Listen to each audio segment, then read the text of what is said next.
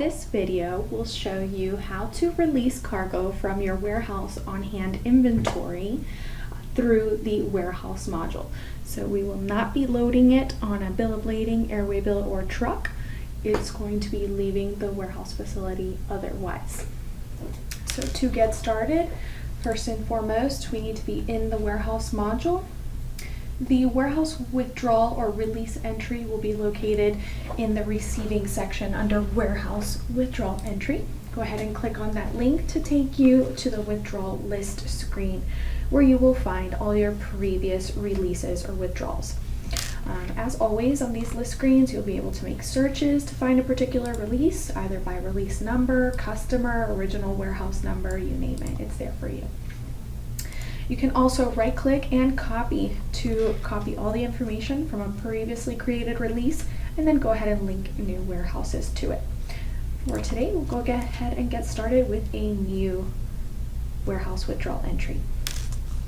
So once you click on new, the system will prompt a new record in the new record tab where you can go ahead and enter release number or leave it blank and the system will go ahead and generate one for you. Now, you can either begin filling out the information or have the first step be to pick cargo out of your warehouse inventory. Either way is perfectly fine. Once you click on Pick Cargo, the system will prompt you the warehouse linking screen, which you may see in other areas of the system when linking warehouse receipts.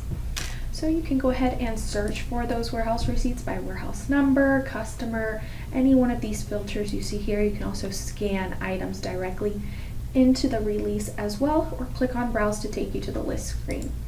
Let me go ahead and, for example, type one up. I'm not sure what the full customer name is, so I'm just going to enter in the first couple digits, and this is the one I would like to find. So now the system is going to go ahead and search for anything I have on hand for that consignee. Here I have several vehicles on hand, but as far as cargo, it looks like I have one warehouse receipt, so I'm going to go ahead and select that one. Now if we display this little plus sign, the system will show the details within that warehouse receipt record, so you can partially pick. Basically what is selected will be released, what is unchecked will remain on hand. For this example, we'll go ahead and release everything. So I'm going to link that warehouse receipt. If you have any additional cargo to release, go ahead and search for it all at once, select all, and then do the link just once. Okay, now the system asks me if I want to bring over the information from the linked warehouse, so I'm going to go ahead and say yes. And if there were any unbilled charges on that warehouse receipt, if I'd like to bring them over here. So it always benefits you to say yes. That way you make sure that all charges that were entered in the system are invoiced. I'm just going to go ahead and say no for this one. So now you'll notice I have my release number generated, my deliver to and my consignee info was brought over from my consignee on my warehouse receipt. And then I have the cargo details that were entered there before. So basically at this point, I can fill out any remaining information that may not have been on my warehouse receipt in case I want to show it on the release end, like the service that I provided the customer and things of that nature. Okay, here we're going to go ahead and fill out if you're going to release it with a carrier, any shipment or tracking numbers. If you had original pro numbers on that warehouse receipt, they would have been brought over here as well. Marks, OSD, references, etc. Okay, so here we've got these two line items. You can manually enter cargo. Like I said, here, from down here you can scan boxes as well. Just click on that. And if you have a barcode reader connected to the computer you're working on, you can just go ahead and scan those labels or documents to load the cargo details here. Now at the charges section, if you would have brought over any unbilled charges, they'll appear here. If not, you can manually enter them for maybe, let's say you're repacking the cargo that's leaving. You had 5 loose boxes and you wanted to build a skid. You can go ahead and add a shrink wrap fee, repack fee, however it is that you do it, or any sort of charge on the release side. You can go ahead and enter it here. Let me see if I have, let's just say we're going to put a handling fee, collect or prepaid, who my bill party is going to be, and if we're going to charge anything, go ahead and fill out that amount there. Click OK. Now the last section on the release will be the comments, just a general text comments that you can enter there if you need to. Just scroll up to the top and save my transaction. Now at this point you can attach documents or images from your computer. You can print out labels.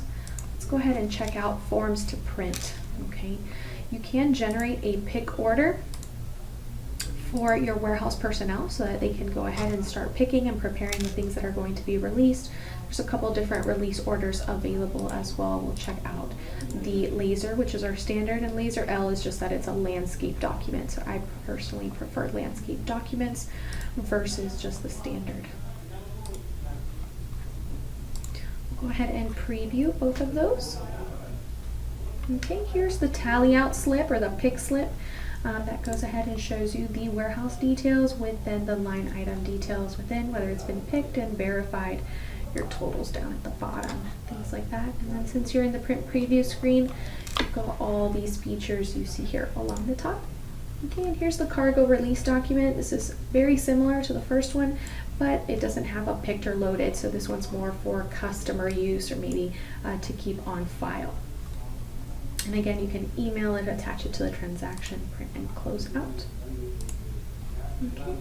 To generate your invoices, it's the same as always. Click on invoices and you'll go ahead and preview that invoice document. Now, if you want to release this cargo and last minute you need to put it on a truck, go ahead and click on create PD order here. We'll transfer all these details onto a truck order from our pickup and delivery module, which will be this one over here. We'll create an orders entry. Popping back over to our release, there's a couple tasks that can be completed here. You can update the POD information, set the shipment as in transit, things like that. If you want to send the pick order for the release to a scanner or a handheld device, you can also do that from here as well. And of course, transfer to accounting if you need to post the invoices that were generated. So now I'm just going to save and close. And the system asks me if I want to close my withdrawal. So it will change my release status from open to closed. I'm going to go ahead and say yes. Once we save and close, we're back in the list screen. My transaction I just made is down at the bottom highlighted with a little closed manila folder up front, meaning it is a closed transaction. And from the list screen, I have these tasks available: tracking status, update POD, and accounting post. And that's all for today.